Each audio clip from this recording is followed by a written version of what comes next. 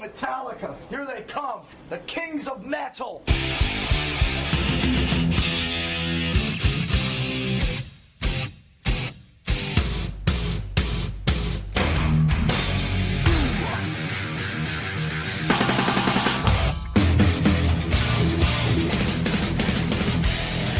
So fucking what? This is Ray Burton, and you're listening to Metal Up Your Podcast.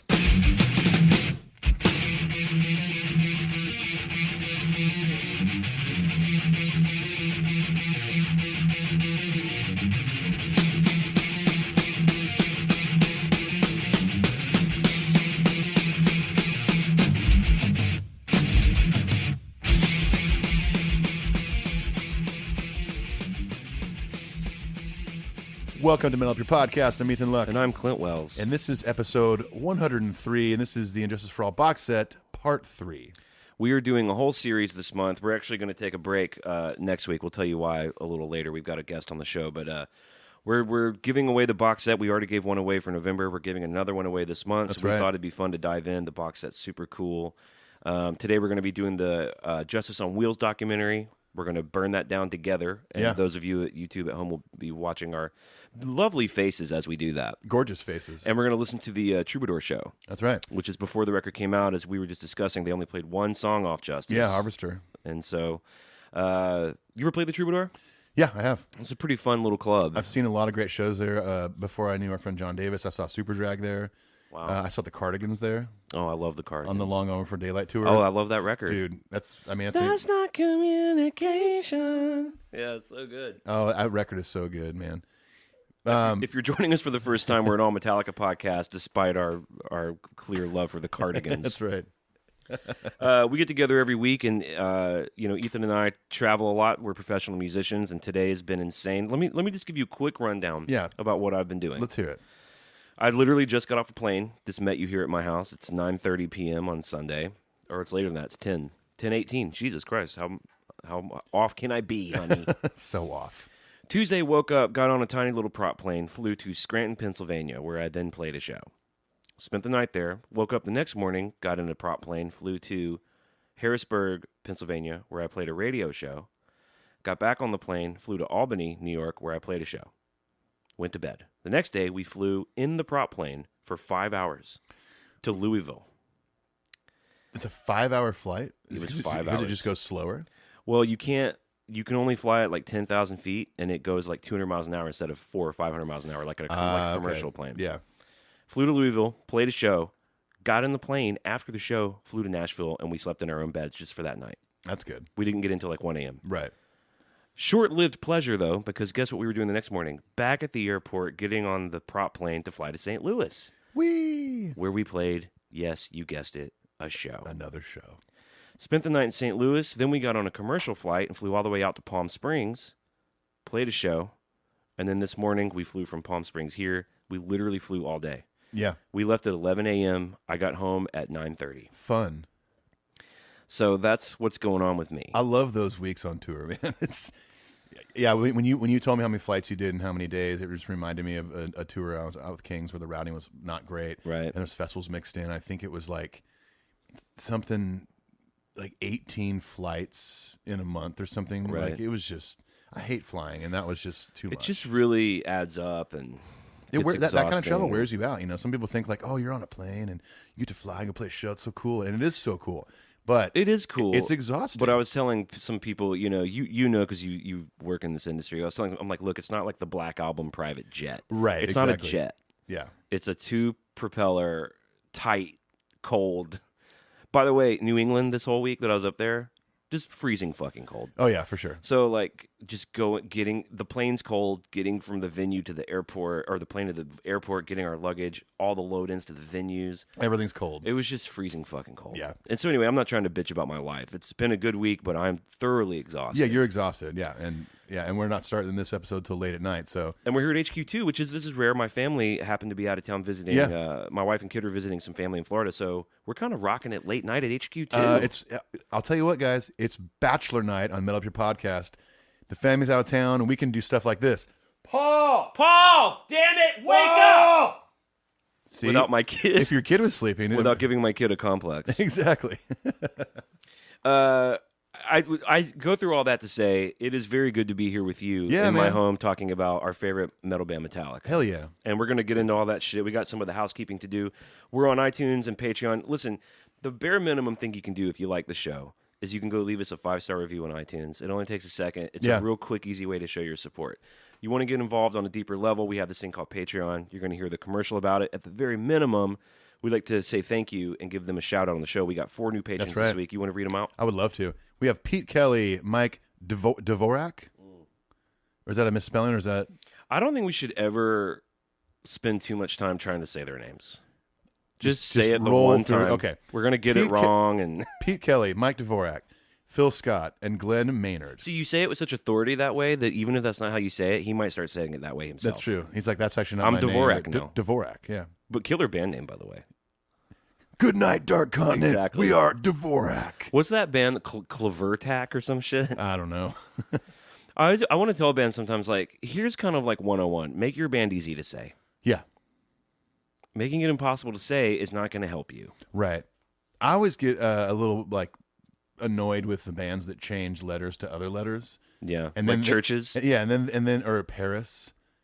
What do they do? Instead of a A, it's a V. Yeah, churches is instead of a U, it's a V. Yeah, and churches still looks kind of like a U, even though it's a V. But the Paris one, it's like it's a V instead of, or I think it's PRVIS or something.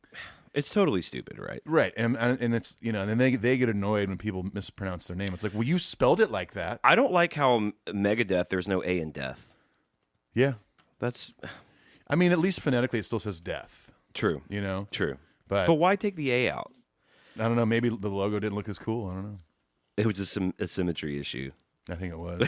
We know how Mustaine loves his symmetry. Well, yeah, you've got 4 and 4. Well, thanks to our new patrons. Yes, it's really cool that they're on the ride. Cover Our Black and Volume 1 is for sale on iTunes and Amazon. That's right. If you guys don't know what that is, it's an EP that we do. It's just for patrons. Volume 1 for a whole year was just for patrons. Volume 2 is recorded. We were just talking. Our friend Nathan is mixing it all right now. Yeah. You're putting the finishing touches on Die My Darling. It's done. It's done. It just needs to be mixed, yeah. So that's going to be just for patrons. So go over the Patreon. We do a bunch of fun stuff. The Justice box set that we're giving away, that's for patrons.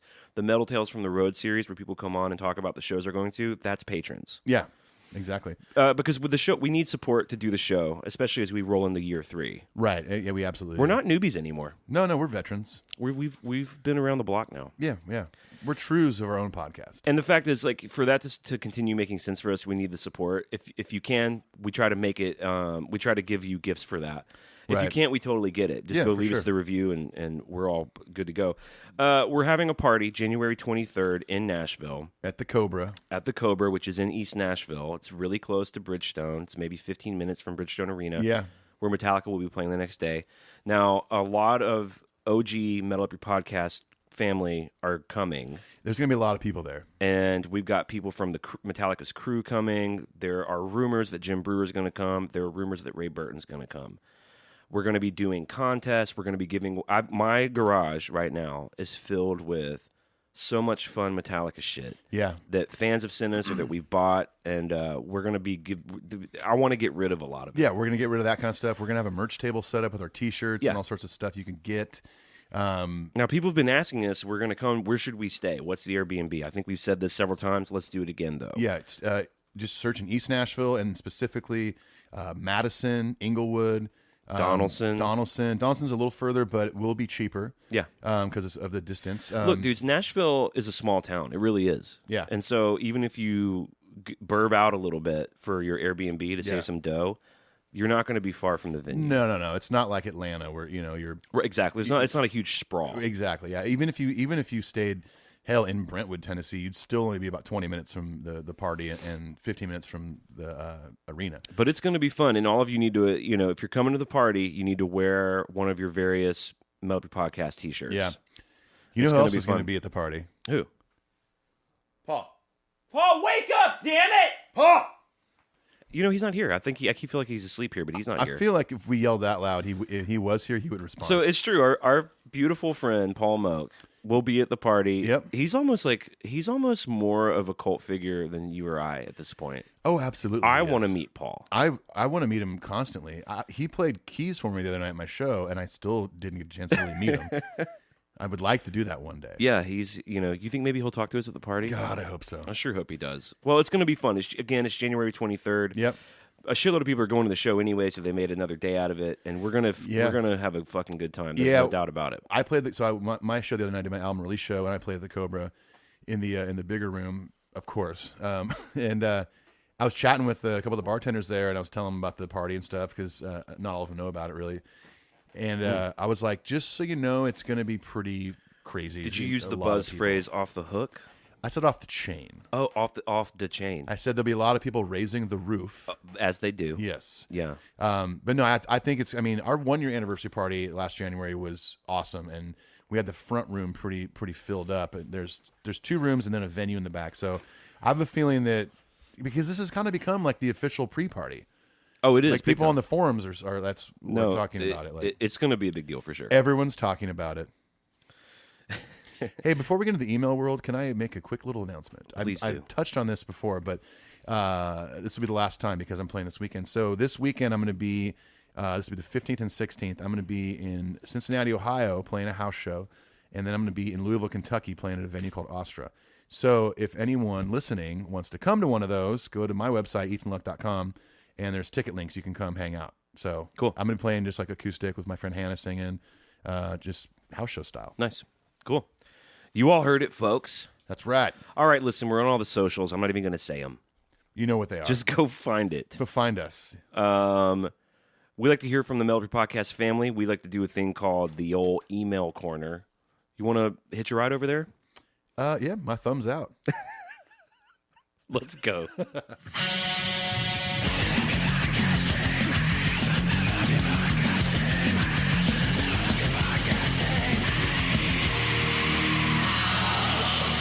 We read 5 emails a week. Usually, patrons get one other thing that they get is they get first priority on that. And we have 7 tonight. I just figured let's just read a few more. Sure. We got a lot of sweet shit. So you want to start us off? We got Angelo coming up. Yeah, first. Angelo Gonzalez, our first email. He says, "Brothers, I recently had some friends over the other day, and wow, what the hell's my problem? It's that light. It's like your light. Clintus's light in here, it changes colors. That light is supposed to soothe you. It's not. It's supposed to reduce anxiety. It's stressing me out right now. Is it really? No, it's you not. want me to turn it off? No, please no. I love that light. It is very dimly, like it is kind of like a sexy time lighting situation. It really is. Here. Well, your family's out of town. It's just you and I. We'll see what happens you after never these. know. We were having a few Coors Lights. Angela said, I recently had some friends over the other day, and all of our kids were watching Polar Express in the background. There's a scene where Tom Hanks' character is a hobo on top of the train playing a certain instrument in front of a fire. I think I see where this is going. I noticed it immediately and stopped the conversation and explained, is that a hurdy-gurdy? Everyone looks at me and begins questioning me. You just made that word up. That's not a real name of an instrument. Like you when we talked about whatever episode that was. Yeah, it was a hurdy-gurdy episode. Is that slang or something? We've never heard of that. I challenged them to look up hurdy-gurdy and immediately justified in laughing. And he says, hurdy-gurdy.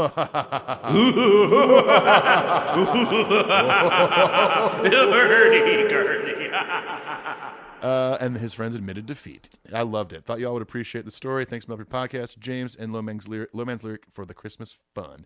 Excuse me, hiccup. Woo. Oh my goodness, that was a good one. He says, keep up the good work, brothers. Angelo. That's a great story. Yeah, it's cool. Anytime you can win some hurdy-gurdy trivia with your family, anytime you can put your family in their place with some you dropping some fucking goddamn hurdy-gurdy knowledge. Yep, and guess who feels on top of the world? You, Angelo. On hell. All right, Michael Barron writes, Dear Mother, Dear Father Earth, I started listening to the show on September 21st of this year, and after hearing about it from my best friend, started from the beginning, and I'm happy to report that after 102 official episodes, 23 Metal Tales from the Road, 4 Metal Up Your Podcast radio shows, 8 revisiteds, and 1 bonus episode for the Worldwide Tour, a total of 200 hours and 54 minutes of content, or 8 days, 8 hours, and 54 minutes. I'm finally caught up on the ride. Wow. It's weird seeing it broken down like that. It really is. We've talked about Metallica for over 200 hours. It's like if we sat down for 8 days and 8 hours and 54 minutes and just talked about Metallica. Maybe one day we will. That seems insane, but it does kind of make me feel not great about my time. Is this our last episode? Is that what you're saying? Well, everyone, thank you for listening. Good night. No, still coming to the party though. He says, yes, I did the math. Can you have Clint double check my equation? I subtracted the remainder from the dividend of the ratio multiplied by the radius of a triangle. I think it's right. Haha. That sounds like my kind of math. That's what math sounds like to me. I dig that kind of math. Who doesn't love the radius of a triangle? Honey, get a protractor. Get a protractor and a calculator. When you can type in 8008S and it makes boobs. And it says boobs. Honey, 80085. Turn it upside down, you get boobs. That's right. I live for that. Who doesn't? Oh, it's hilarious. I show it to my dog, Lucius. Lucius. I'm naming my next dog Lucius. He says, I love being able to binge the show over the past 2 months. I'm somewhat saddened that I have to wait every week now like everyone else. The show's brought a lot of entertainment and joy in my life. Can't thank you both enough. After the first 20 episodes or so, I immediately became a patron because the content was just so good to not support it in some way. Well, we thank you so much for that. Yeah. He says, Ethan, I am by no means a reggae guy. It's not my slice of pizza, but your take on the Memory Remains was insane. I loved it. So I played Memory Remains on the last radio. Yeah, totally. Oh, that's awesome. Show. He says, I appreciate the time and hard work you put into it. Clint, your version of Low Man's Lyric was the highlight of the first EP, which that's the only time I've ever heard anyone say that about my version of Low Man's Lyric. That's cool. It's a great version. Just no one usually identifies that one as a highlight. Right, but, yeah. He says, such an incredible job. I can't wait to hear what you do on the new EP. Looking forward to seeing you at the party in Nashville. Hoping to make it to the Birmingham and Louisville shows as well. Lastly, I have one more thing to say before I wrap this up. Can you guys please check and see Paul? We've checked twice already. Well, let's just give it a third time's a charm, right? Paul, wake up! Paul! I don't think he's here. I don't think he is. Much love, gentlemen. Rock on. Mike B. from Murfreesboro, Tennessee, New Jersey. Just down the road, about 40 minutes. Is it 40? 35. It depends on the time of the day. Honey, give or take. If you go at rush hour, it's like over an hour long. It sucks. It depends on the time of day. It's horrible. All right. Well, thanks, Michael. That's cool, dude. Next email's from, my friend Clint Daniel. Just listened to the Injustice for All Deluxe Box Set Part 2 episode, and I was afraid that Ethan's De La Soul, Me, Myself, and I reference would go unnoticed. I don't remember it. I don't. You don't either, do you? I don't really remember it. Sorry, Clint. It even went unremembered by the dude who did it. I mean, I forget a lot of things in life in general. Well, what is it? How does it go? Is it me, myself, and I? Yeah. All right. Well, there you go. Now we got another one. De La Soul rules. He said just needed to point that out. Also, I like that, like me, y'all. De La Soul rules. De La Soul is so awesome. He says that I like that, like me, you all are those annoying guys in the car that try to sing the solos and drum parts of your favorite songs. Keep up the good work, Clint Daniel, not Clint Wells. Well, I'm glad he clarified. You know that Clint, I've told you about him. Like, there's been numerous times where I start typing Clint and just click the first one, and it's him. Mm-hmm. And I'm telling him, like, hey, we should do this for the podcast. And he's like, that sounds great, man. Thanks for sharing it with me. It's Clint Daniel. And it's not you, yeah. Well, that's cool. Always good to get an email from a guy named Clint. I'd feel a kinship with him that is completely unreasonable. You'll probably meet him in person at the party if he shows up. Okay. Okay. You hear me, Clint? Come to the party. Pier Paolo Amar says, dudes, been listening since you released your first episode. I've been hooked ever since. You've created a wonderful community around Metallica. I know for at least me, it's been very important, if not as important as Metallica's music in my life right now. And from someone who didn't even know how podcasts worked 2 years ago, that's a pretty big statement. You two have really done a great job expanding the show to include radio episodes and the Metal Tales from the Road series. He says the radio episodes in particular have been so amazing. I have a hard time finding new music, and because of Clint, I've become obsessed with Ghost, and the new A Perfect Circle record has been on loop for the last few days. He says that album's amazing. I agree. It feels so good to hear new music, and it's such a powerful gift this show gives to us listeners. I truly believe you guys have been instrumental in other bands getting new fans. Well, I'm looking for a singing telegram or a fruit basket from the boys of Ghost any day now. They're known for sending like gift baskets. Maybe what is it called? The like fruit bread or whatever. What is that stuff called? Bread pudding. Oh, like at holidays they have it. It's like whatever fruitcake or something. I don't know. Like a gelatinous. Yeah. Okay. If I would have known what it was called right off the bat, that would have been a lot funnier. Really? Was it going to be comedy? I was aiming for comedy, but Hey, that's all we can do is aim. you can always aim. You most likely you're going to miss the target like that. Right. And that's how not to deliver a joke on a podcast, everybody. See, this is an editorial piece we're doing now on how to be comedians. Exactly. He says, thank you for creating this wonderful community, and thank you for making my obsession with Metallica something more than I ever thought possible. At this point, I don't know what will be harder, Metallica calling it quits or Melt Your Podcast calling it quits. Keep up the good work. Too bad I'm in California, so I can't make it to Nashville for the pre-party, but I'll be at the Sacramento and Fresno shows. And hopefully we'll get a good pre-party of our own going. P.S. Nice story. Tell it to the fucking Reader's Digest. This is Phantom Lord 3 on the forums, by the way. I recognize him over there. Oh, yeah, well, that's really sweet, man. I mean, for him to say that the show is as important as the music and that, that he's discovering new music. And it's great. Honey, it makes it all worthwhile. Well, it feels good that we're kind of involved in this whole world of Metallica. We're a part of it now, more than just fans, It really did feel like the first few months of doing this show, like we would publish the episodes and it was like, who the fuck is going to hear any of this? Yeah. I mean, we didn't have any feedback. We had no community. We were just really kind of doing it in a vacuum. It was very small. I even went back on the back end of our hosting site and I was looking at every month and how many downloads we got. And the first month was like 2,300 or something. And we thought that was amazing. Right. And it was for our first month. Well, sure. But even looking at that and now knowing that we're like averaging like 30,000 a month, it's pretty cool. Yeah, it's cool to see that progress. And we have these fine folks to thank. Well, thank you, Phantom Lord 3. All right, we're going to keep blowing through these here. Everyone hang. We are. Let me just take the temperature real quick. Everyone okay? Hang on. Everyone okay? Everyone okay? Everyone. You guys okay? I think they're okay. Everyone's cool. We're going to keep rocking. Cool. Okay. All right, next email is from Ryan Interlide. That's how I say it. Hey guys, I was listening to you read the email sent in about the guy that rediscovered his love for Metallica and is having a reunion with his friends to go see Metallica. I thought that was great. I wish I could say the same thing. My friends and I have also gone our separate ways. We see each other every now and then, but not as much as I'd like to. My best friend and I got into Metallica around the same time in 1999. We would discover new songs from their catalog and then learn how to play them on the guitars. Since then, he has moved on from Metallica and pretty much only listens to Degent. What is that? I think it's some subgenre of metal that I don't know or care about. It's that, or maybe it's some arty band or something. I've never heard of that. I try to get him to check out your podcast in hopes that he might enjoy it and even get back into listening to Metallica. Unfortunately, he hasn't done it yet. He only listens to Hardwired maybe once or twice and has decided that he doesn't like it. That's okay. Well, it's not for everybody. Well, there's a reason you're not friends anymore, obviously. We went to see Metallica on their Death Magnetic tour. I can't get him to go with me to see them when they come to Kansas City in March. I have two questions. How do I make him listen to your podcast? And do I need to find a new friend? Well, answer the second question is yes, you need to find a new friend. The only way to you could force him to listen to the podcast, but you might get arrested too. I think you should take a page out of Thomas Harris's lovely novel, The Silence of the Lambs. Honey, here's what you do. You dig a well. Make it a deep, deep well. Real deep. Preferably in the basement, honey. And then you want to capture your friend and put him in deep into the well. And then you force him to listen to the podcast while he rubs lotion on his skin. That's right. And don't forget to put the lotion in the basket. You have to lower the basket into the well and occasionally feed him. He gets hungry.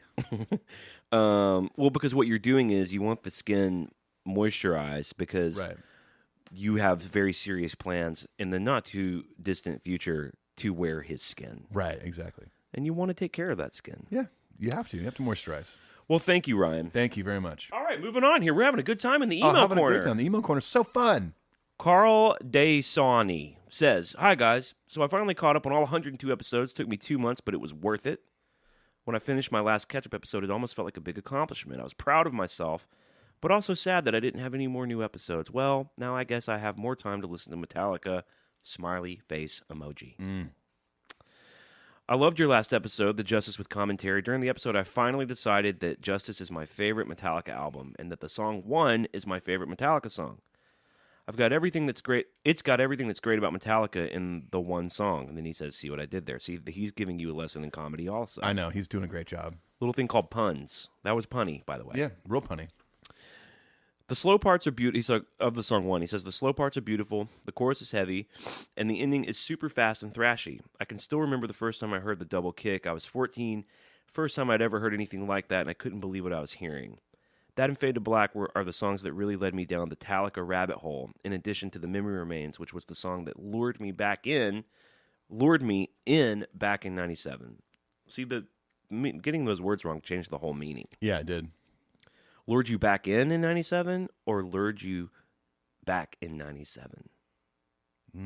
What is These it? are deep thoughts. Deep Thoughts by Jack Hand. He says as I write this, I'm revisiting episode 6 with your top 10 list, which is also the infamous Outlaw Torn episode. Yeah, there it is. It's really fun to hear how much the show's evolved since then. I think it would be really cool to hear your updated list. Maybe you could even do it for episode 106, 100 episodes later. Yeah, that's a pretty cool. good idea. And I actually when I read this email, I actually just sort of provisionally made a couple of my deep cut lists. And they are pretty different. Yeah, I think mine would be You too. think yours would be different? That'd be a fun episode to do. It would be fun. 100 episodes later. He ends by saying, thanks for a great show. I'll be looking forward to new episodes every Monday and hoping for at least 102 more. Peace and adios, Carl. Oh, thanks, Carl. Thanks, dude. Nice. And that's a great idea. I mean, I think we may not be able to hit it right at 106, depending on what's going on with this justice shit. Right, but, yeah. We'll figure it out. We'll do it soon. Yeah, absolutely. Next email's from Matt Kerr. It says, Clinton Ethan, are you on the square? Are you on the level? A few months ago, you played Square Hammer by Ghost, and it got me hooked. That's cool. Hooked so much that I went to go see them last night. Okay, it wasn't Metallica level quality, but it was entertaining and amusing. I guess you can add that to the list of Metal Up Your Podcast benefits, exposure to new music, so thanks.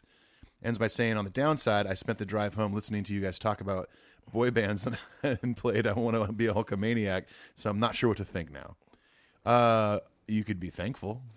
We could, because you got to hear the Hulkster. I think our pontifications about the big four of boy bands was interesting. And you went on a good Twitter thing about it with our fans. A lot of people had a lot to say about it. They were mentioning like these like Irish and UK boy bands I've never heard of. I forgot all about Robbie Williams and, you know. The new wave of British boy bands. Yeah, totally. All right, thanks, Matt. Our last email is from Seth Catalino. He says, good day, how do? I'm writing from Richmond, Virginia, which I recently learned is in New Jersey. So thanks for the geography lesson. Thank you. Thank you. I've been listening to you guys for a few months now, and have truly enjoyed it. You make my long commute fly by. I've been working my way through the episodes, and I'm somewhere in the 60s, honey. Oh, yeah, Honey, he hasn't even met Joyce yet, baby. You're at retirement age. It's so Honey, good on in the 5 other more side. years, you get a gold Rolex. It's not great. even a Rolex. They changed one of the letters. It's a Rolex. Yeah, maybe a pension. A pension plan. Yeah. A 401k, IRA, Maybe a CD. 402k. Who Honey, knows? put your money in CDs, in a CD. You have to get compact discs. It's the way. It's how people can listen to music in the future. People will never stop putting these little shiny, beautiful, high bitrate discs into the CD players. It's going to take over Spotify. Spotify is going to run for the hills from the CD. Here's how I came online with the boys, as Clint would say. I was 14, Load had just come out.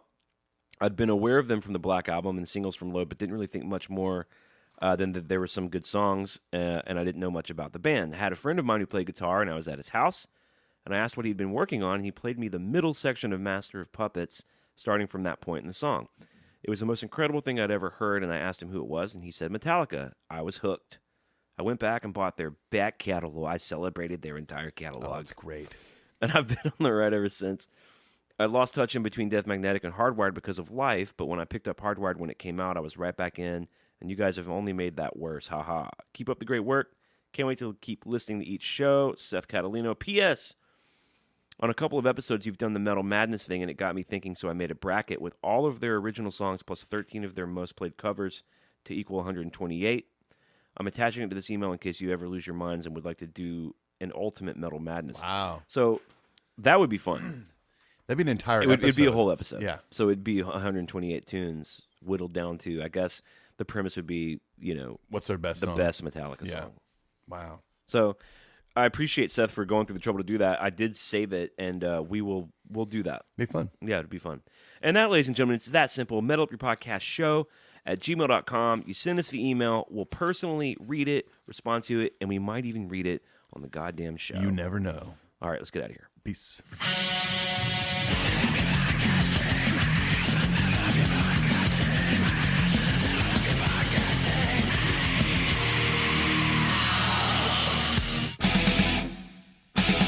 Hey, this is Ethan and Clint from Metal Up Your Podcast, and we want to talk to you about something we love called Patreon. That's right. Patreon is a way for fans of the show to give back to the show, to donate money that helps us in quality and content. And not only that, but we've actually come up with all sorts of fun incentives to give back to you for supporting the show. Exactly. For instance, if you donate $5 or more, you get access to Cover Our World Blackened, which is the official Metal Up Your Podcast Metallica cover EP. That's right, and that's the only way to get it. In addition to the EP, we also give you priority email access, meaning we'll read your email first on the show. We give you early access to Patreon-exclusive merchandise, Patreon-exclusive giveaways, and any other side projects that Ethan and I might be involved in. There's all sorts of things you can look at on there and you can donate to. Go check it out. Patreon.com/metalupyourpodcast. How do you spell that, Clint? Patreon.com/metalupyourpodcast. And if you really think about it, $5 a month for an entire year, that's really just like a cup of coffee a month. So go check it out. Thanks, everyone. Peace. Adios. So we ready to watch this documentary? Yes. I started to preview it today, and then I realized I needed to save my reactions for the show. It's definitely dated right off the top. Oh, this is longer than what it is. This says like a bonus TV special. So we're looking at YouTube right now. Yeah. Well, if you go back, you can find the 46-minute one or something. But it's this cool documentary, Justice on Wheels, and just about the whole, we got an ad. Ooh, what's the ad about? I hate that everything in life now is ads. I know. You can skip this one now. Fuck ads. I know that's how people get paid and stuff like that, but it's like, not me. Who's paying me? I don't get paid. I don't get paid. I don't get paid. Thank you. Thank you. So yeah, I've never seen this documentary. So yeah, same. This is one of the DVDs that comes in the box set. As you all know, we are excruciatingly in minute detail going through the box set. Yeah. Because there are a lot of people like me actually who can't afford something like this. Correct. Yeah. So we thought, well, what's a cool way that we could involve our fans and listeners with the content of the box set without them all having to shell out $200 for it? So right, exactly. And this might be a little tough because you're going to listen to us watching something, but well, we're going to be talking we'll about it. We'll kind of explain what we're seeing and stuff like that, and keep you guys on track. And you can find this on YouTube, by the way. Yeah. So, for those of you out there in Metal Up Your Podcast land, if you want to watch it and then dip back into the show or whatever. That, or, hey, follow along right now. We'll give you a second to find it on YouTube. Okay, you got it? My best friend, are we waiting for them to get it? You got it? They're getting it right now. You can tell your story. When Michael Jackson came out with Dangerous in the early 90s, I was, and remain a huge Michael Jackson fan. Sure. Just a huge MJ cat. And we had our Walkman with our headphones on, and we would put Dangerous, the cassette tape, and we would synchronize them. Oh, hit play at the same time. And then we would just literally walk around the neighborhood singing and dancing. But we were listening to independent headphones. So like if one of our batteries was dying, we'd get behind. Like I could see him singing Black or White, but but Jam hadn't ended yet on mine. Yeah. So I guess we're inviting you all to maybe do that. Yeah. So Clint's going to hit play here in a minute, and you guys can hit play too. So we're going to just talk through it and listen and watch it. Yeah, it's fun. In 3, 2, 1, play. Gone from cult status to become... Well, in the past 6 years, Metallica have gone from cult status to become one of the most prominent heavy metal bands in the world. That first Earlier this year, they were shot selected down to represent so the metal category Who's at the Christopher Grammy Ward? Awards presentation. No idea. And their song One made a very strong showing on the Billboard singles charts in America.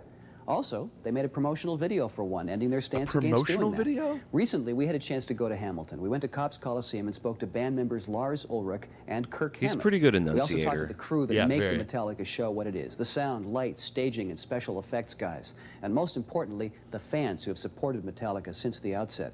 As part of our special, we'll have some bits from the Metallica home video, Cliff 'Em All. And at the end, great giveaway, so stay tuned. Oh, a great Metallica, giveaway. Maybe Justice we're eligible. on We might Wheels, be. A comprehensive look. Look at at this. probably Look at this the most pan-out shot. influential band in metal today. Wait for it. Metallica are a thing unto Oh, Big Mick. Big Mick. That's Little Mick. To imitate is to create. You have to start somewhere. Whoa, does that make any sense? Dude, Jason playing a BC Rich bass.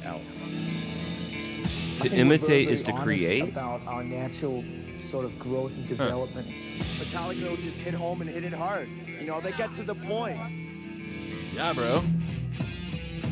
So this is like a montage intro. Yeah. Now we got the Metallica Justice on Wheels.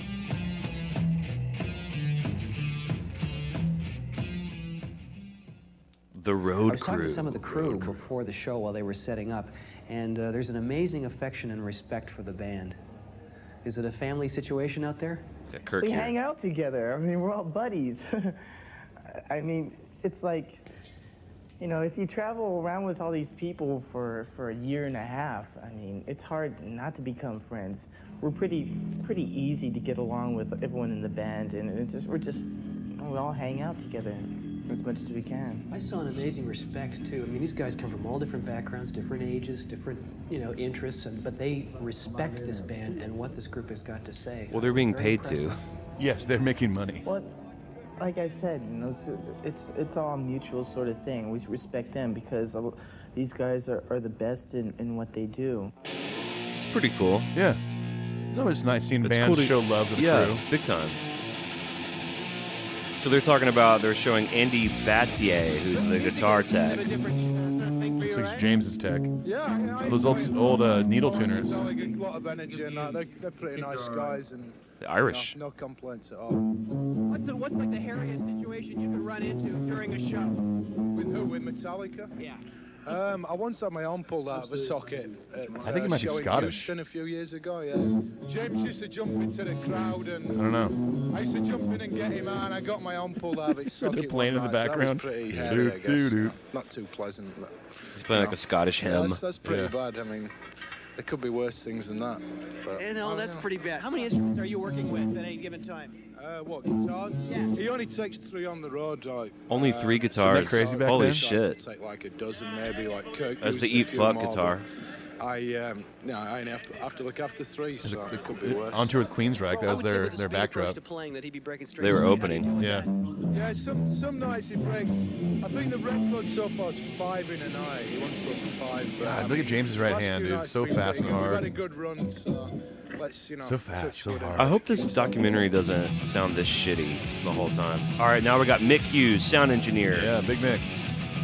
Back then, it says estimated he had mixed 500, over 500 live shows for Metallica. I think Metallica as a band are more of a concept sound as opposed to a sort of a general rock and roll sound. It's like, okay, you can do an overall sound, but it doesn't suit Metallica. Pete Pence, sounds no. real sort of flat and not very powerful unless you get some sort of bottom end and some power behind it. You have to create the power. How's it different from any other rock and roll gig that you might do? I think everything else is much easier, actually.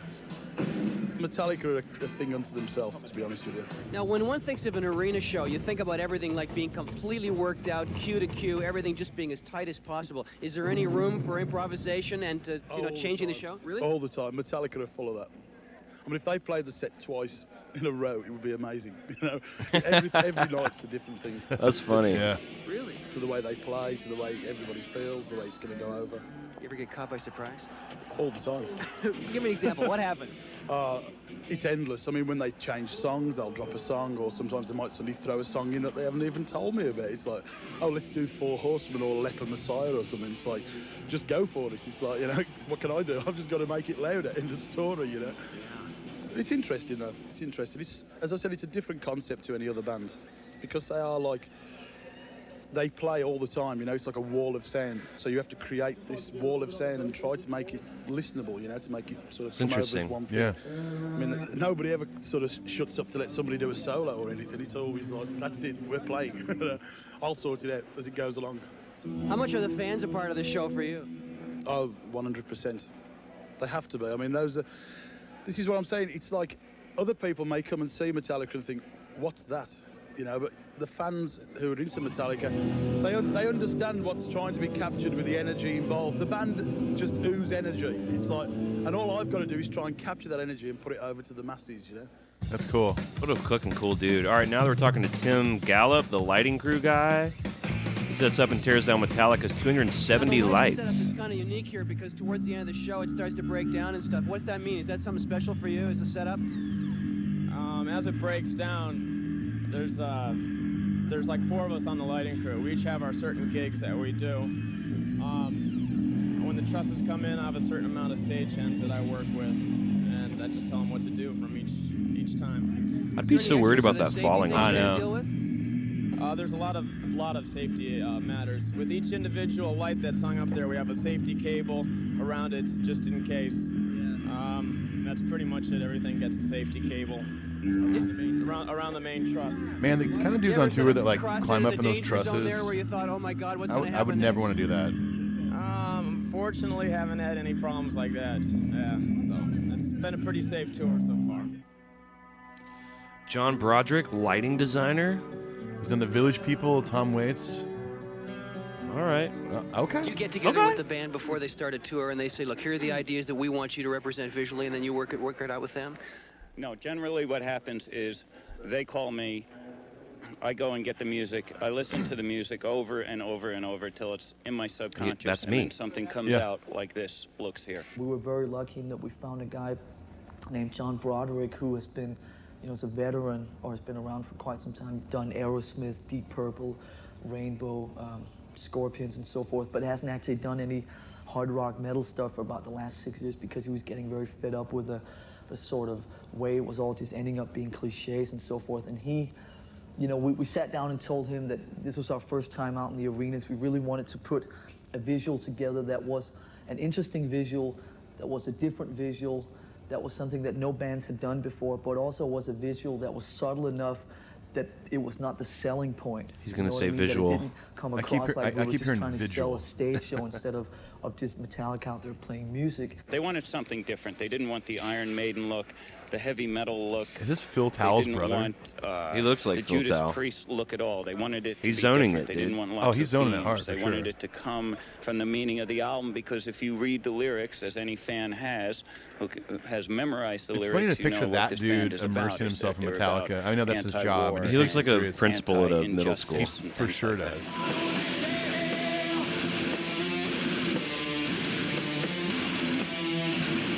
Did you ever get partway through a tour, look at the setup and go, my God, this is all wrong? Sure.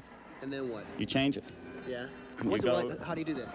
You go into a full panic and you stay up for several days and you just change it around till it works. snort a mound of Sometimes I'll go out and cocaine. I'll take the tour over from someone else.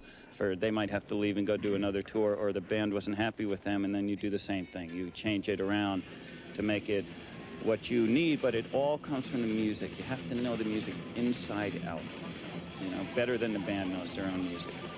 It's interesting that he's so I like hearing that. He's because what we're talking about is, if you've seen this or not, this guy looks real straight. He looks real like he's wearing like a button-up shirt. Yeah. It's interesting to hear him say like, well, if I'm the set designer, it's just important for me to really know the music, know the lyrics. To achieve like the power visually to match the music, I have to live and breathe it. Yep, he immerses himself in it, listens to it for days, and That's pretty cool. Yeah, it's awesome. I mean, that shows commitment, that shows hard work, and that he cares about his job. I mean, because he looks like a librarian. He does. He does look like a librarian. What do you call the system of the Dewey Decimal System? Remember that? Dewey Decimal System? Remember that? Yeah. Is that still a thing? Surely they don't teach Card kids that catalogs. Remember that? Honey, learn the chord catalog. Go in the card catalog. You'll find out where the book is. All right, here we go. I can tell the band at any point in any song what any band member is playing. They can't do that with each other. Wow. All right, Ian Kinnersley, who's the head carpenter. Lady Justice is the largest prop he's ever constructed. I understand it's something special with the statue where it is built up over the night and it crumbles at the end. It looks like Ace Frehley. Yeah. It's very easy now because we've done so many shows. It's just like going to bed. It's so easy, you know what I mean? We've done so many shows. I'm pretty good at it now. Maybe you could interview perfect timing for the fucking interview. Yeah, maybe you could interview people backstage. Okay, it's made of fiberglass skin. It's polystyrene inner. So it's really, we have transported inside of 2 set carts, which is just a statue. The rest of it's transported in another 6 set carts. It's like impossible to hear what he's saying. I know, it's really tough. It's very light. It's an ultra-light system. It's really light to move around. It's like about 4 or 5 guys can move it easy. I understand. It's like that scene in Forrest Gump where they last night, she just about dropped pull her all head the on shit Lars. out. Is that true? Yeah. Yeah, we actually hit the set last night, which was a little bit of an accident because we don't like hurting the guys, but obviously if it happens, the guys are all right. They enjoy it. You know what I mean? It's a good laugh. They enjoy having pieces of the set fall on them? Well, it didn't actually hit them. Let's put it that way. It was close. It knocked these 2 cymbals over here, and it landed on Lars. He just looked over and smiled. It's all right with me. Pete Cappadocia, who does pyro like our friend Wes. Yeah, like Wes and Matt. First pyro gig was in 1978 for the Create this Plasmatics. stuff for them, or do they come to you and say, "Look, this is what we want to do. Can Looks you like make Skrillex. These guys had a design of what they wanted, and so the lighting designer came to me and said, "All right, this is what we want," and then I worked with him to make like his, like, you know, what he envisioned, you know, made it happen, and then I added a few of my own things. So this was like a collaboration. I love they just showed like 2 little tiny explosions. Yeah, they really showcase this work. What's the toughest part of your gig? Getting up in the morning. After that, it's pretty much smooth sailing. I guess the stuff up in the lighting truss, because I got to go up in the lighting truss and climb around up there, which isn't really that bad. It's just some days just climbing up the lighting truss is just like a royal pain. It's so cool they were like doing that truss breaking really apart the bit back hardest job, then. so kids out there, Yeah, this the is like prototype really cunning pretty stunts. Yeah. There's a lot of paperwork involved. You know, you got to get clearances from the fire department and everything. And sometimes you have to do demonstrations. They want to come down and see what you're going to do during the day. So That's an interesting point. That's something for people to think about. And I know our friend Matt Thomas talked a lot about this when we interviewed him about doing the pyro for Metallica, but having to clear all that shit with fire codes, with the venue has different restrictions. Maybe it's even like a city or state thing. Right, yeah. And he's like, he just said there are some cases where they have to demonstrate what they're going to do. Oh, yeah, I've seen it. Yeah. There was one point when I was with Kings, they had a little bit of pyro, not much.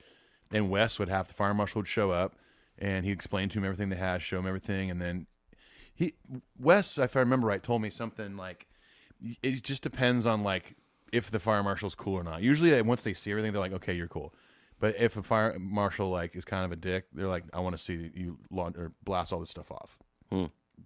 So then they call over the radio to everybody like, hey, heads up, we're doing a pyro test. Everyone clear the stage, blah, blah, blah. And then they do the whole thing, explosion or whatever the trick is or the effect is.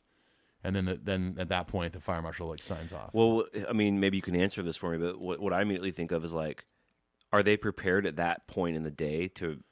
Because I know that they have to sometimes build.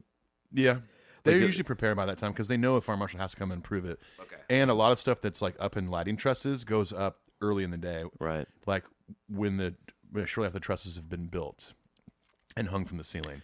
Well, and I'm sure there are times when, whether it's a fire marshal, there's some guy at the end of the line who's going to make the call. Right. Where they might say, no, you can't do that. You can't do that effect tonight. Absolutely. That can totally happen.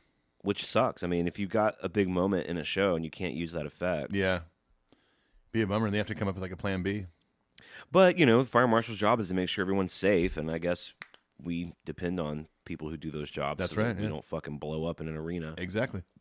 I went to a Tool concert once. This isn't really related to pyro, but I wasn't drinking. I wasn't doing any drugs. I was just there to see the music. It was in Mississippi. Drove to Mississippi. And there was a point in the show where it was like they had this like visual thing with like lasers and shit happening that was like happening not just on the stage, but like in the whole arena. Right, yeah.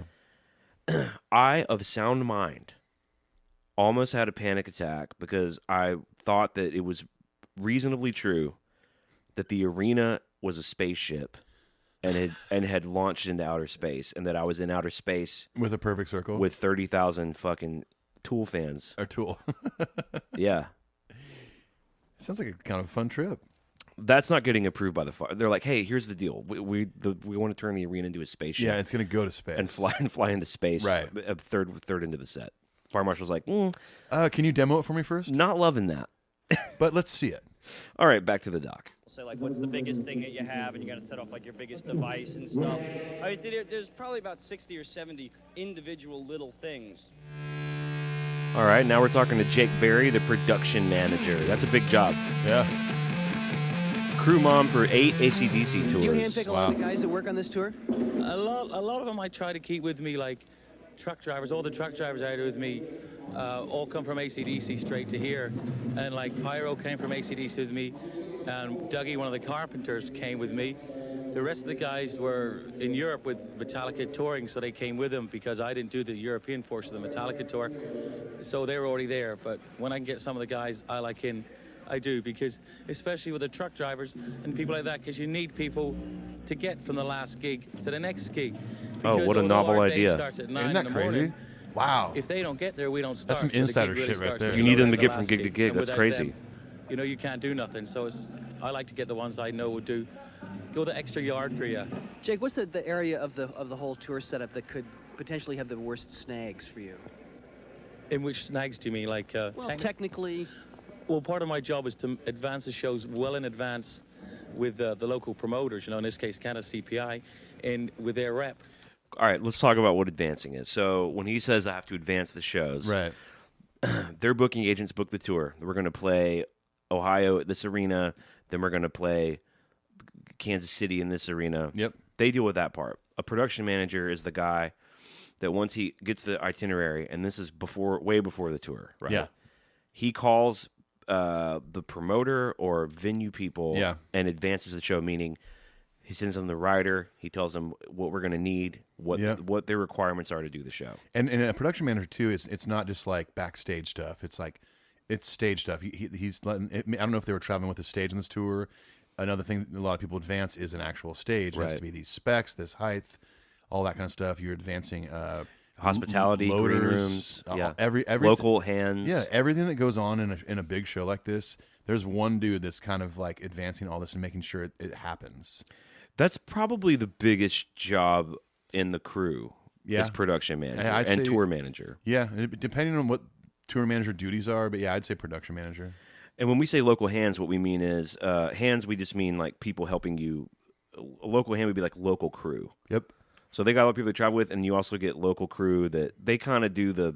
They put the pushing of the cases. They're they're unloading trucks and shit. Right. Exactly. Yeah. Like when I would pack up a King show, it's like I'd put all my stuff in all the cases. They'd send over like 2 or 3 hands to me, and I'd be like, all right, take this case to truck 4.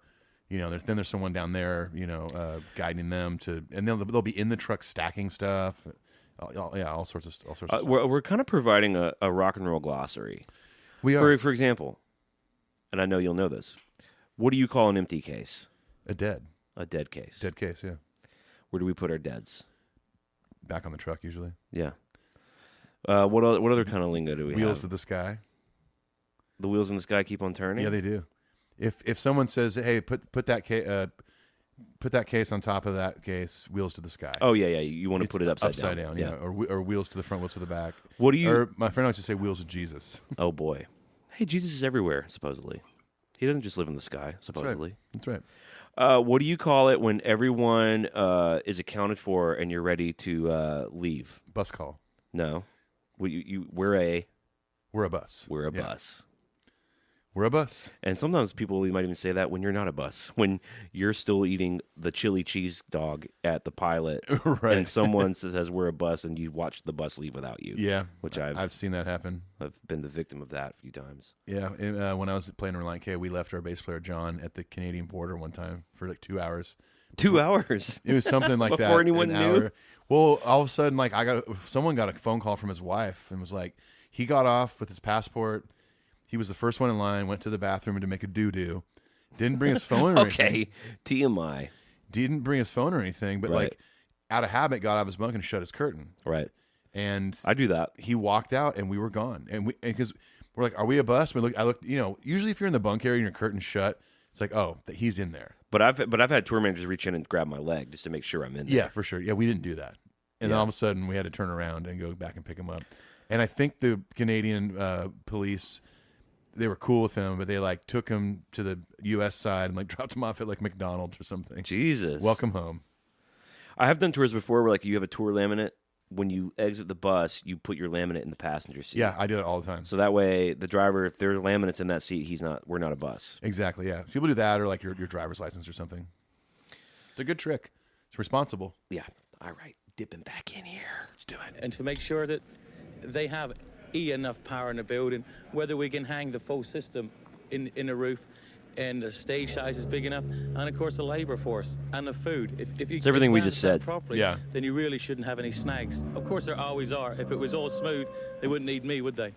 The biggest problem we have with security is the advanced press before we come into town. I think some of the people think that because a car gets stolen or a woman gets assaulted or something like that when Metallica is in town, that it doesn't happen the rest of the year. It happens the year round. And I think they think that we bring these people in especially for it, And I guess that's a little annoying. And then buildings and press call other towns.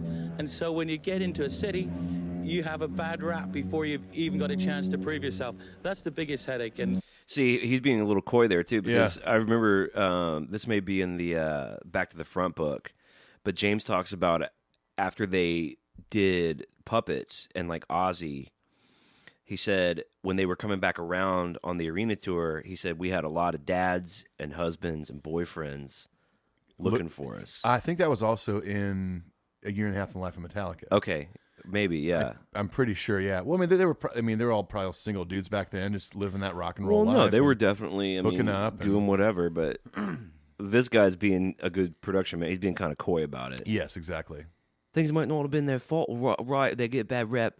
Maybe there's missing information, and maybe someone got sawways and what have you, and dingoes and other things. Dingo eat my baby. And they make you, after listening to secondhand information, everything gets blown out of proportion. Secondhand information.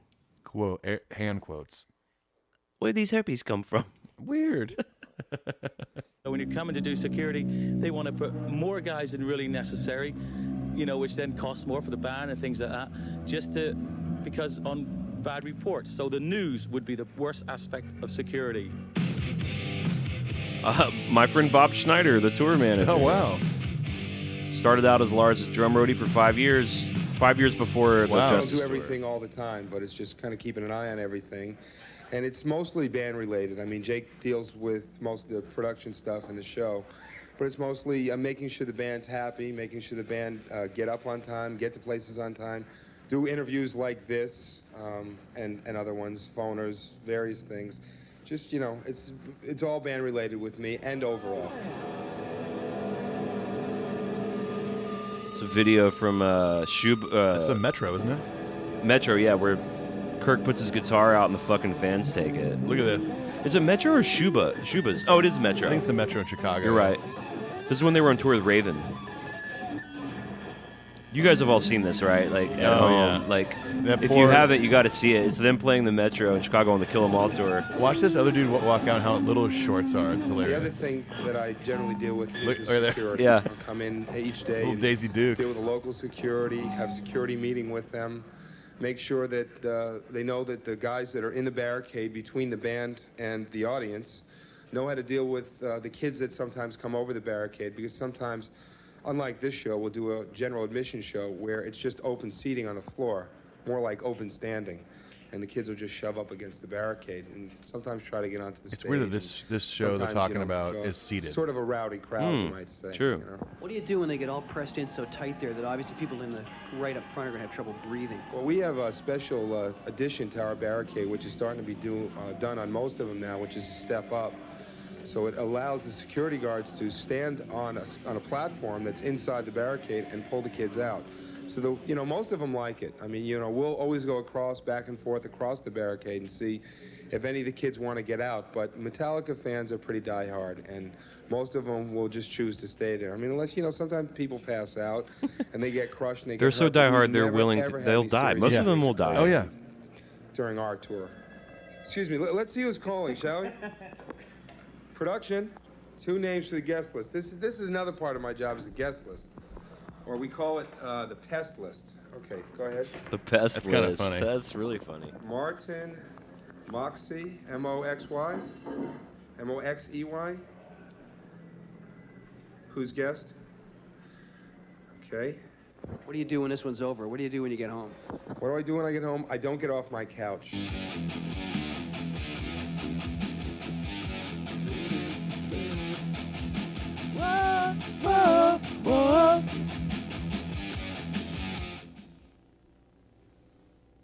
Okay, now we're The fans. The fans, okay. More footage from the Metro with Cliff. Holy shit, Metal Militia. Awesome. This is the last time they ever played it. Yeah.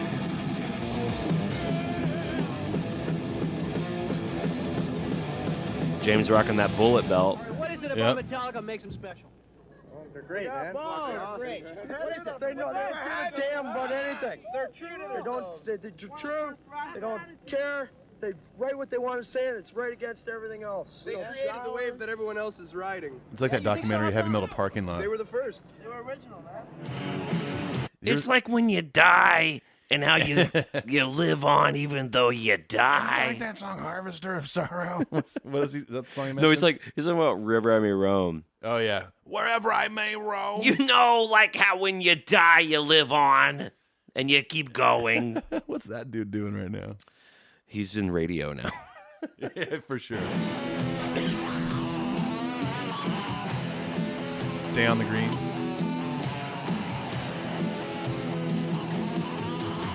That's such a good performance. Absolutely. I love this.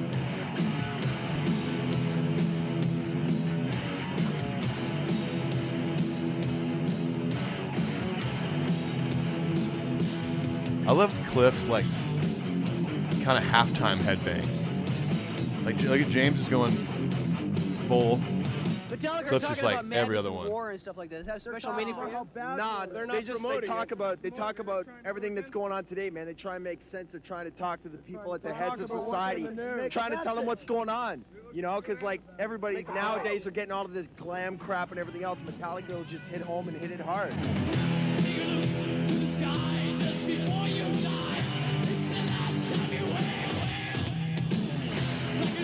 I love seeing Cliff, man. I know. I love seeing footage of him.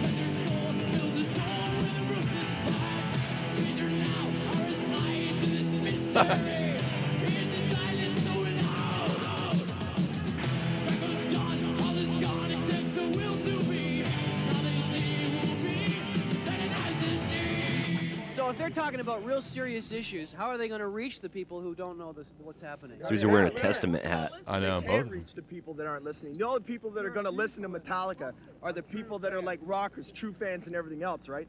And it means a lot to us, you know, anybody who cares. But for anybody outside this circle, forget about it. They'll think, oh, metal, and they get into the typical stereotypes, and they'll just throw it away. They'll call it garbage. They're posers.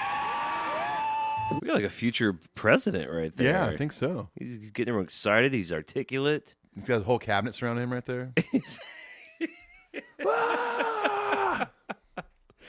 He's like a metal spokesperson, dude. He is, man. Metallica fans seem incredibly dedicated and at times very serious. They don't seem to bring a party attitude to the show. Well, I think that's too easy to just limit it to once, you know, and say this is how Metallica fans are, because I think what's quite interesting about our situation at the moment, is that we seem to be appealing to a lot of different groups, which is a lot of different groups of people, where it's too easy just to say, you know, white male 12 to 17, you know, it's, you know, because you get the party people, you get the people that are It does seem, though, to be a lot of white male rednecks. Yes, totally. When you watch these. I also love this era of Lars's hair where he just decided to kind of cut the front and top of it. Yeah, it's kind of like a Farrah Fawcett. It's a little feathered. Feathered thing. It's on its way to being a mullet.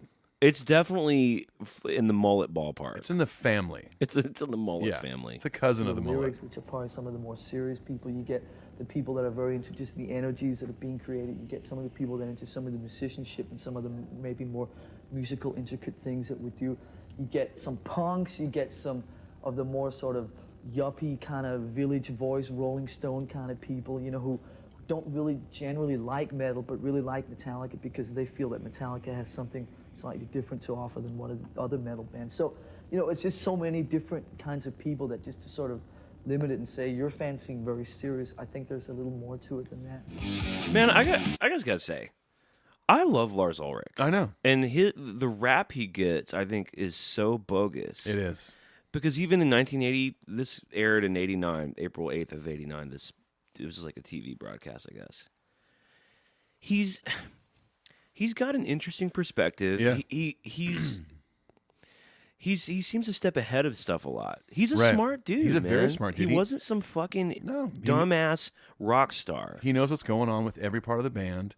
The guy's like, hey, your fans seem really serious. He's like, I don't think that's fair. And then he'll just articulate why. You know, we're appealing to different people. Yeah. We get people who like us because of our misfit shit and our Ramones shit, and people who pay attention to the lyrics, and people who like the energy of the band. Yeah. And He's he's kind of don't looking like out. metal, but like Metallica. Right. Yeah. No, he pays attention, man. He sees it all. I no longer have any place in my heart, even, for people who ignorantly slag him.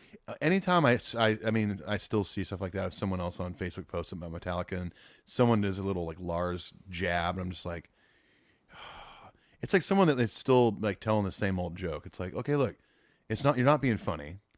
Like you clearly aren't that big a fan and don't know about this person. That's what it mostly is. Like I see it on Reddit a lot. Like someone will maybe start a Reddit post on the Metallica subreddit about like, well, why do people hate Lars? Like kind of what we're saying, right? Yeah. And then just some of the comments like, dude, they sued their own fans over Napster. Yeah, what the fuck? I'm like, dude, you don't know fucking shit. Yeah, you do not. So many people who don't know what they're talking about talk a lot of shit.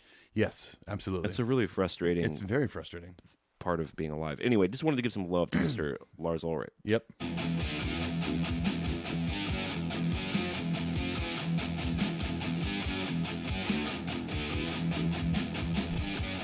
Look, there's a couple girls at the show. Oh! Do you see this? I don't think I ever noticed that Hetfield had a nose ladies and ring. gentlemen at home, this is like a montage of the band backstage, I guess, like doing a meet and greet signing. Yeah. And James has a fucking nose ring. Such a punk. I've never seen a picture of him with a nose ring. I've ever seen that, yeah. This is weird, right? This is a weird thing happening right now. This is a new thing, yeah. This is a nude thing. This is a nude thing. This is like as exciting as them dropping a new record. It's not like it's not like it's a loop. It's not a stud. It's not a stud. It's like mine. Yeah, it's like yours. Yeah. And is it on the same nostril? No, different nostril. Different nostril. Wow. What's crazy is, out of all the pictures we've seen from this era, why would we never seen that? Maybe he only did it for like a month or something. Maybe he got it on tour, and I'm not sure. For those of you following along at home, we're at the 21-minute mark, and God damn it, if James doesn't have a fucking nose ring right now. What the hell?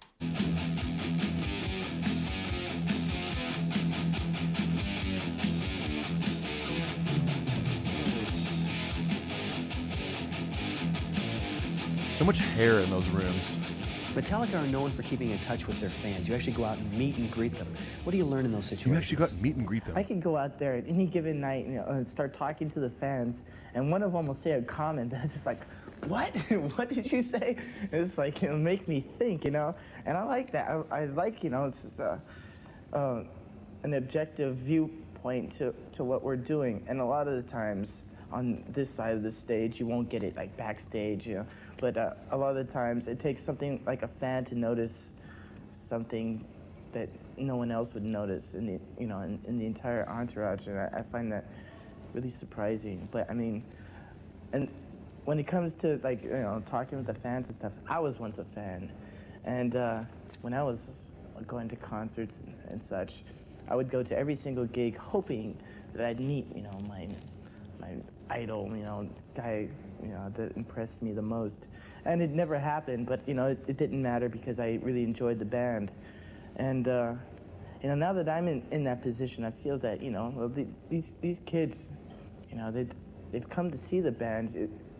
It'd probably make their day extra special if you go up to them and sign an autograph and talk to them.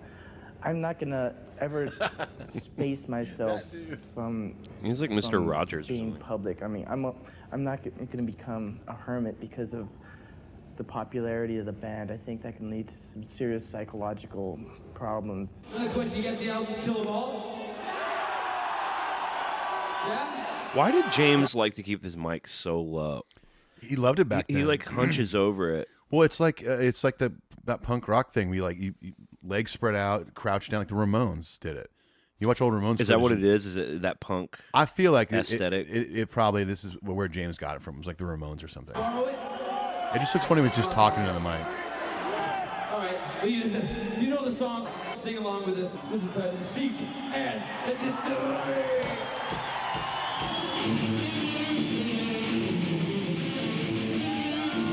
Fast. Yeah.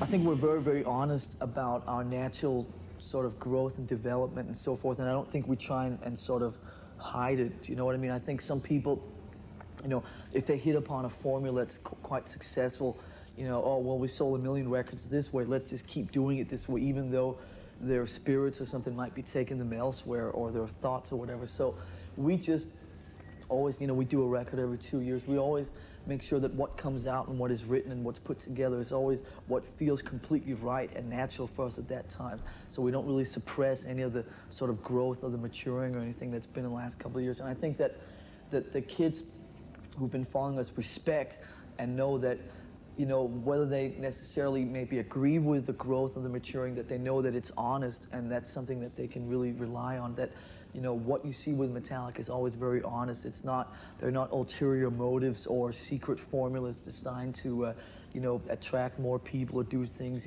for business or for money or anything like that. That it's always very honest and straightforward. And I think a lot of people can really, associate with that. Here's what he looks like to me in this interview. Okay. He looks like Kiefer Sutherland in The Lost Boys. Oh, yeah, totally. What was that theme song from The Lost Boys? Oh, I'm blanking on that one. It was like a choir of kids singing. Okay. Cry, little sister.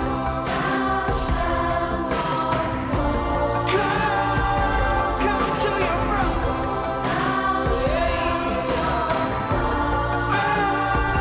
Chinese sister. Love is with your brother.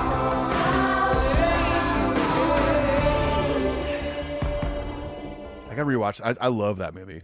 It's a great movie. It's on Netflix right now. Is it really? Yeah. Ooh, sold. Do you remember a super weird scene with the saxophone player in the middle? Yep.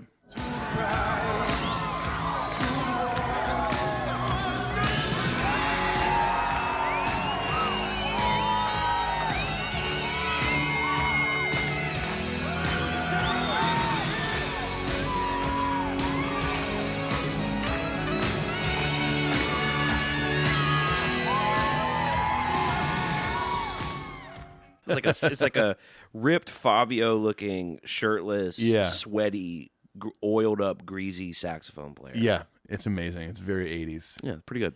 Remember the dog's name was Nanook. Oh, I don't remember that tidbit. Yeah. Good movie.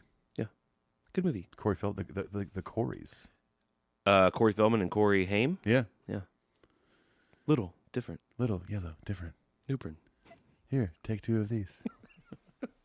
What makes them different from, say, Iron Maiden or Judas Priest or Bon Jovi? What makes them different? They're better. They're better? Yeah. Why? Better what? Musicians?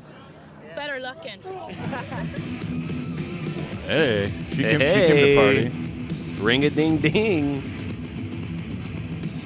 All right, we're a little over the halfway mark here. Yeah. By the way, I'm just going to call it. We're going to just do this and then call it a night. I can't do the other show. No, it would be too long. It's already almost midnight anyways. Yeah, and I got to. All right, so we're cool for that? We're cool, right. Yeah. The band. Honey, the My name band. is Donna Davis, and I'm here with Metallica, the hot new heavy metal band from L.A. And let's have them start with their name and what they do in the band. And let's start with you. James Hetfield, rhythm guitar and vocals. Lars Ulrich, drums and bongs. Dave Mustaine, lead guitar. Cliff Burton, bass guitar. Okay, how long has the band been together as Metallica? Well, since we started. Which was what? October 81? Yeah. The first Metallica. Okay. Who are your favorite artists or your main influences? Let's start with you. Oh, I don't know. There's all kinds of shit. I can't even start to think about it. Angel Witch, Faye, Venom, Motorhead, Rush, Diamond Head, Black Sabbath. Cliff said Rush. Rush, yeah. ZZ Top. Oh, I love that. Here we go. We got some anesthesia happening.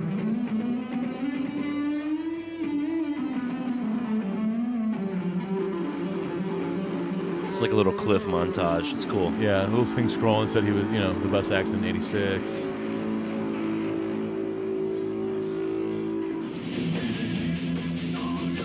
And now we got some Jason Love. Yep.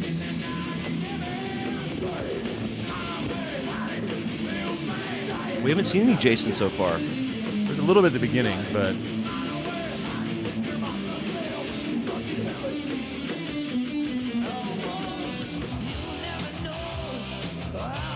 Oh, hey. I get to be in the documentary too. Dave Mustaine left Metallica in 1983. Yeah, right. There we go, Kirk.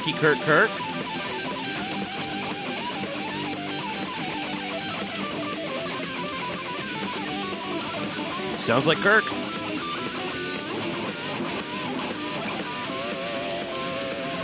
Kirk looks so bitchin' then, man. I know.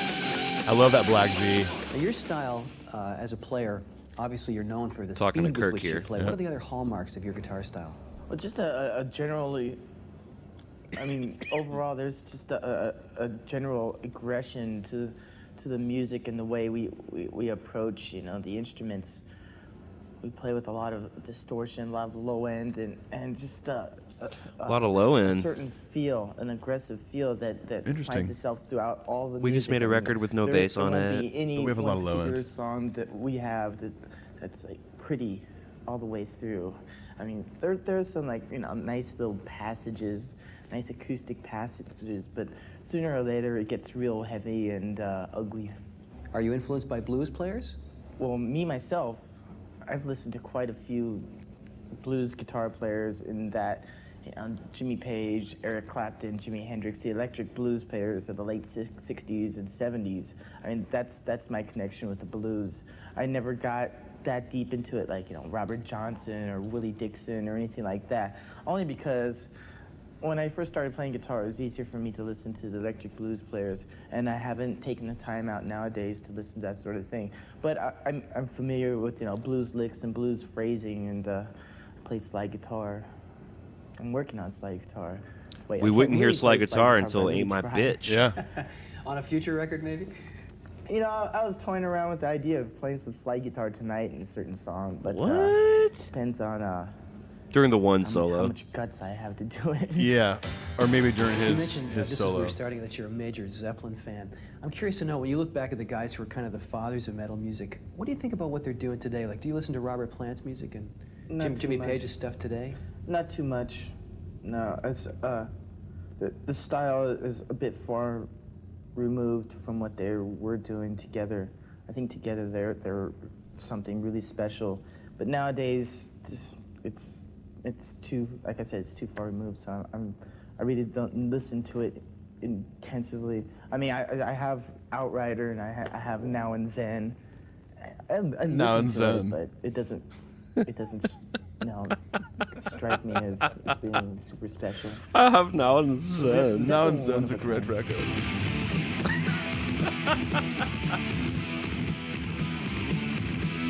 There we go.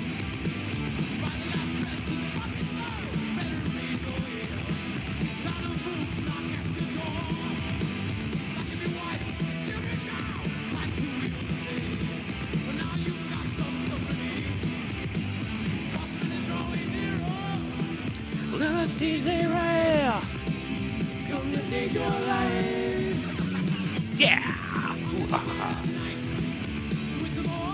I need to get that Metal Up Your Ass t-shirt that James is wearing. Could you imagine yourself experimenting with keyboards in the band and that kind of thing? Like maybe altering the Metallica sound at any point?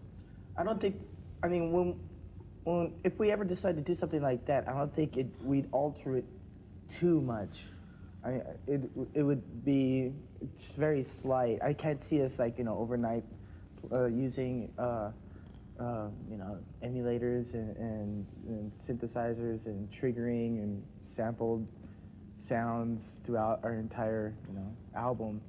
That'd be too much of a step to the left. But I would like to see some sort of musical growth like that.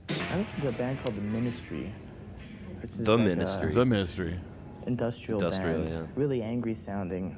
Everyone I know doesn't like it except me. I listen to a lot of classical music.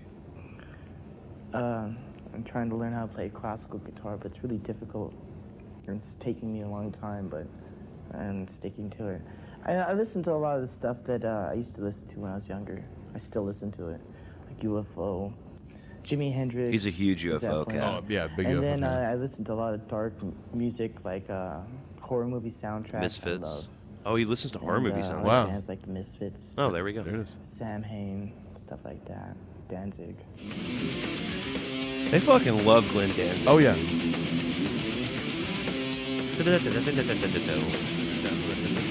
It's my favorite riff in Puppets. Yeah, it's a good one.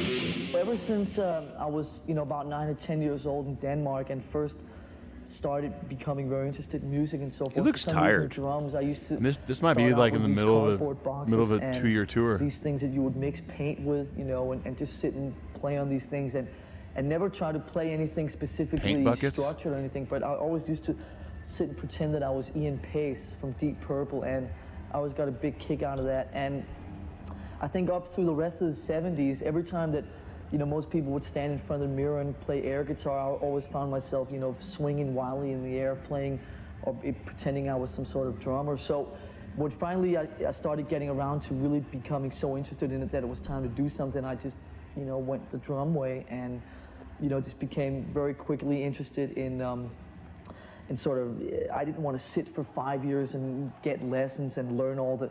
I was so interested in just playing songs and playing with guitar players and so forth, that as soon as I could count to 4, I started looking for other people to get a band together with. And I don't necessarily recommend that to other people, but it was I was just so interested. He'll just go on and on. Oh yeah. Sort of jumped over all the sort of beginning learning things and just went straight into playing with other people. He's like the dude, he's so opposite than James. Hey James, when did you form Metallica? How long have you guys been together? Since we started. Hey Lars, how are you?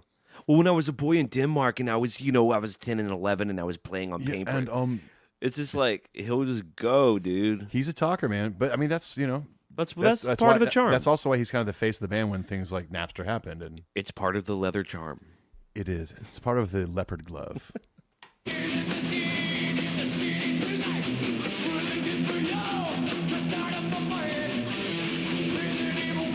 One of my favorite airs of Hetfield right there. Eat, fuck guitar, all black, tank top. Sometimes it seems there's like 4 guys all soloing at once. How do you keep on top of what the other players are doing while you're on stage? I would say that I probably slightly have to disagree with what you started out by saying, but because I think that, especially on the last couple albums, we've tried to, the general way of thinking is that we try to do what's best for the overall unit as a whole. And I think a few years ago, a few of us were quite concerned with trying to like steal the solo spot, maybe is what you're referring to. And I think that has something to do with not being too confident in your own musicianship and your own musical abilities. And I think that what we've done in the last couple of years is sort of pull back and realize to start trying to do what's best for the unit as a whole. And I think that, now we overplay when we have to and we sort of underplay when we have to. And, I think it's just better to do what's best for the song as a whole. You can hear the Black Album philosophy. Yeah, the new Metallica totally. album. Most of those just come from hanging out and just, dealing with what's around you and so forth. Obviously, we hang out a lot together, so a lot of those themes just come from, what we talk about when we're together and some of the things that we see around us in, the media and so forth. And if you notice, obviously, a lot of the stuff on our last few albums deals with a lot of the things in the present. We don't write about 16th century dragons or anything like that. Or, I mean, we just Is that a shot at Dio? Maybe. Things to us and some things that we find interesting about 16th century dragons, when dragons roam the earth. Exactly. The 16th century. And so I think the general topics just come upon when someone stumbles over something that seems to be strong enough to substantiate doing like a full song around it or something.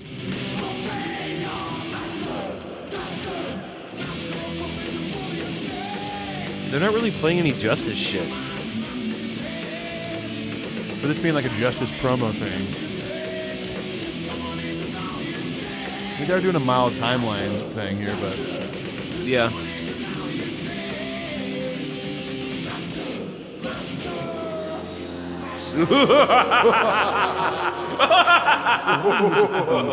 Serious misinterpretation. Is there a way to set up a counteroffensive to that?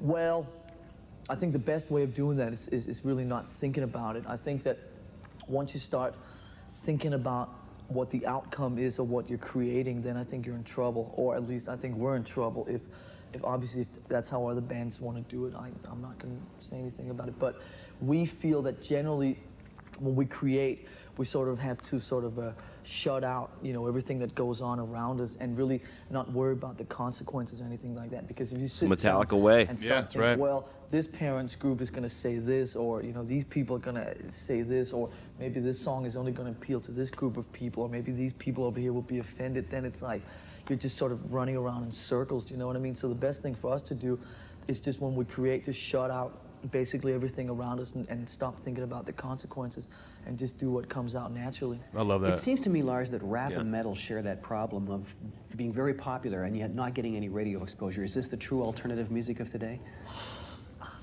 It's a good question. I mean, this stuff with, alternative music and all these categories, I think that the problem I have with most of that stuff is that I don't know actually what it all means, and I'm not sure that anyone else actually does, because I think at the end of the day, everyone has different definitions of what really is, metal, underground metal, hard rock, pop metal, alternative music, the new wave-ish stuff. And I mean, at the end of the day, does anyone actually really, who sets these barriers? Speaking about what you're saying about, the radio airplay and so forth, I mean, we've just proven that, we can sell 2 million records without the aid or depending on video and radio, and does that make us an alternative band like, say, REM or something like that? Who knows? And to be totally honest with you, who cares? Let's hear it for thrash metal. Backstage at the Here we Grammys, are. February of '89. Much Music Canada, right on. Canadian video channel. Are you bummed? Hey, we got to play. That's a great thing for us. 1 step forward, 3 back. It's all forward. All right. And from here on in, I suppose that it's the same way. I was talking to Kumodi about the rap selections. There's another 5 to 10 bands that you got to nominate on the master list. There's a lot of music being made out there. It was kind of a weird list of metal contendants. It's really strange. But what do you figure is the criteria? If you're going to get it down to what is the criteria for the selection? What? You mean in the heavy metal category? Yeah. I don't know if Jethro Tull belonged in there. They don't belong there. That's what I'm saying. Maybe 10 years ago or something. I thought AC/DC was going to win personally. I was so surprised to see Metallica on the Grammys. Was that a victory just being there? It was good in that. Man, I want to this see is the James first time that, and Jason. I know. This is like mostly Kirk I and, think it's just and Lars. Kirk and Lars, yeah. And, well, in his intro, it he was- said, we sat it down was with good for Lars us to Ulrich and play. Kirk That was the Hammett. most important Oh, thing, really? was Yeah. actually I playing. already can't remember that. It wasn't as much I'm so winning fucking as it tired. was What episode is actually this? Playing and establishing ourselves as a genre that that is a major force, has something to say, and I mean it felt really good, and I felt really honored to be in the band that was picked, to represent this genre. It seems to me that Metallica is being listed as a major influence on so many other bands today. Do you hear that influence out there? I hear a lot of things that are reminiscent of things we've done in the past. So yes. It's like this. When I was young, You can say yes, Kirk. influential- I mean, well, I'm not that old, but when I first started out, I was influenced pretty easy. When I first heard Black Sabbath, I thought, wow, this is really cool. And for the next 6 months, everything I wrote sounded like Black Sabbath, and there's nothing wrong with that. I think that's true. That's worth pausing on. When you're a young artist, you tend to, before you find out what your thing is, you tend to just completely emulate whatever it is you think's cool. I mean, I still do that sometimes. Where like I'll hear a song and I'm like, I want to write something like that, and I kind of. But yeah, right. I do that too. But you probably know enough about yourself. You filter it through your own voice, right? Yeah. Whereas when you don't know what that is, you're just going to write a riff that sounds exactly like whatever. Totally. I remember doing that in high school and shortly after high school, like writing something that was like a direct ripoff of something I did on purpose. But I wasn't an experienced writer or player at the time enough to where I knew that was not cool. Right. Or like, I'm like, yeah, it kind of sounds like that, but whatever. Like, not even not cool, but even now, like, to me, it's uninteresting artistically. Like, if I'm listening to a bunch of Dave Matthews Band, when I sit down to write, if it just sounds like, oh, I'm obviously listening to Dave Matthews Band. Yeah.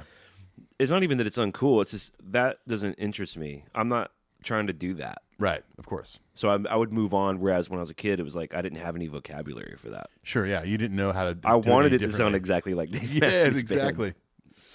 Band. To imitate is to create. You have to start somewhere. I'm just hoping that through all of this, there will be a band who will cite us as a major influence, who finds a sound all their own. Like Megadeth. I think there's been a few. Yeah.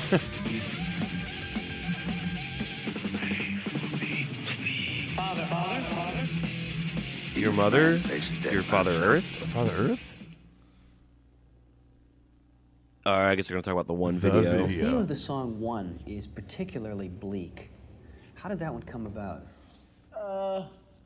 It's funny, the word bleak comes up a lot. A dark vision, yeah. shall we call it, you know? Basically, it just goes back a few years ago to actually way back to when we were doing stuff for the Puppets album. We were just talking about what it would be like to be in a situation which the guy in the song is obviously in, where he basically can't see, hear, or speak. Maybe limbs, on the Tales of he's just Disposable basically Heroes. shut off from everything that goes Yeah, on maybe so, around him. yeah. And then we found out that there was a book written about a guy in a similar situation, just set up against the background of World War I, which was obviously this book called Johnny Got His Gun. And that's basically when we took the idea and set it against that background. But just, I think some of those ideas come from, I think a lot of them comes from sort of fear of being trapped in certain situations that you really have no control over. Oh, please, God, wake me. Just like a piece of meat that keeps on living. In making the video for the song, how did you integrate the film footage into the performance? Editing. We became aware sometime back in September We hired an of last editor. year that there was actually a movie done about the book, and then it was actually directed by old Dalton Trumbo himself, and who wrote the book, obviously. And we got a copy of the movie, which wasn't actually that easy to track down, and looked through it and so forth. And I think somewhere along the lines of watching the movie and so forth, somewhere a few ideas were just born that maybe here was actually sort of the foundation of something that could possibly turn into some sort of very weird and very different, promotional video than what other bands had done.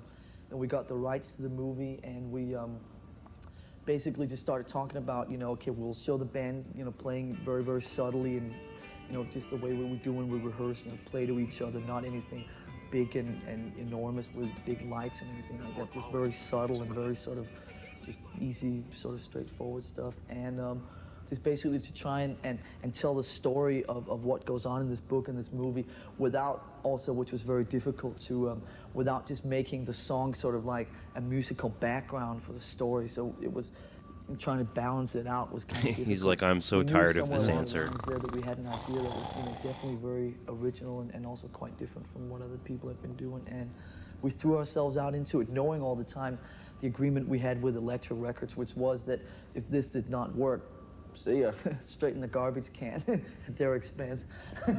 And Nice agreement. yeah, it was a good agreement. It isn't like a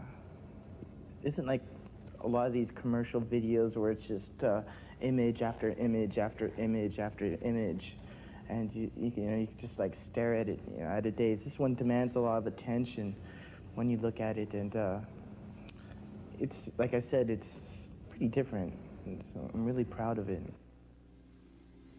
Justice on Wheels. And oddly, that's how it ends. And scene. Is there like no outro? No. Now they're there's rolling credits. credits. Yeah. All right. So yeah, it's a fun little piece. It's not like amazingly well done. No, it was like a TV special. Yeah. But you got to remember, for those of us who were around then and who loved music, you didn't get to see that kind of insight Right. into a band or a tour, to hear someone from like Big Mick or Bob Schneider, the Right. tour manager, to hear Kirk Hammett talk in that intimate detail about his influences, to hear Lars talk about what he thinks is different about Metallica. Yeah. Even just to see him. One thing I thought was really interesting was Kirk Hammett being asked about like their sound change. Will you guys ever change your sound? And he kind of, it's like, obviously this is well before they probably even wrote any riffs to Justice, or to the Black Album. Mm-hmm. And it's just funny where he's talking about, and then he goes to an even more extreme place, with instrumentation and stuff and samples and all these things. And but yeah, it was really, I kind of chuckled at that like. I think the biggest takeaway, my biggest takeaway from this entire documentary, okay, James Hetfield had a nose ring. Had a nose ring. He had a fucking nose ring. The new episode titles, episode 103, James Hetfield had a nose ring. Listen, guys at home, I'm sorry we're bailing on the Troubadour show, but that actually took, we're at an hour and a half. Yeah, that took a bit of time. Clinton he's been gone all week, flying all day. Mm-hmm. I had a busy week. We're just beat. Yeah. And but this is some good sauce here for the fans. No, this is great. And so we're going to continue to slog through the box set. Next week's going to be a little different, though. If you guys heard the Metal Tales episode with Shane Obershaw, he's the drummer for the Metallica tribute band One. And we've become friends since doing that episode. We text all the time. Right. He's coming through Nashville on Thursday. And so he's going to come to HQ2, and we're going to do an episode about his tribute band. He's had a lot of really interesting interactions with the band. Cool. He's also a pilot, so he's flown some of the crew to gigs. That's so cool. He's in like the premier Metallica tribute band. He's a diehard. So what's he coming through town for? Just for fun? I don't know. He didn't tell me, but why is he being so secretive? He's coming to the party. Oh, sweet. In January. Very cool. So we're gonna come and we're gonna just talk about what it's like being in a tribute band. They're friends with all the crew and shit. Right. And, yeah. We're going to do a Metal Madness. And it'll be fun. It'll just be cool. It's a good opportunity while Shane's in town to have him here with us. So absolutely. That's next week. Anything else? Cover World Black and Volume 2 is coming out. It's coming. Go check out the Patreon. Yeah. Honey, go leave the review on iTunes. Leave the review. It takes a second. It's so easy. Go to the socials. You can get a hold of these guys so easy. metalupyourpodcastshow@gmail.com. Should we just make it short and sweet and get out of here? Yeah, I'm down. All right, peace. Adios. If you were our advisor, what would you say? Then I would say, delete that.